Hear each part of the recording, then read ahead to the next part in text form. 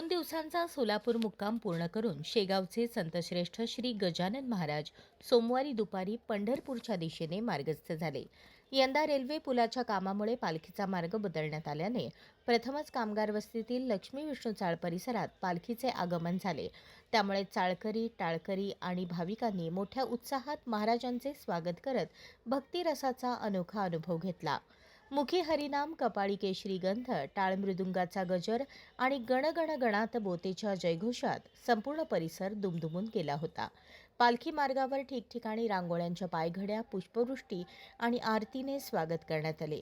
श्रींच्या दर्शनासाठी रस्त्याच्या दुतर्फा भाविकांची मोठी गर्दी उसळली होती. लक्ष्मी विष्णू चाळीत अल्पविश्रांतीनंतर पालखी दमाणी नगरातील अंधशाळेत पोहोचली. येथेही नागरिकांनी दर्शनासाठी अलोट गर्दी केली होती. वारकऱ्यांना भोजनाचा प्रसाद दिल्यानंतर दुपारी श्री गजानन महाराजांनी सोलापूरकरांचा निरोप घेत पंढरीकडे प्रस्थान केले.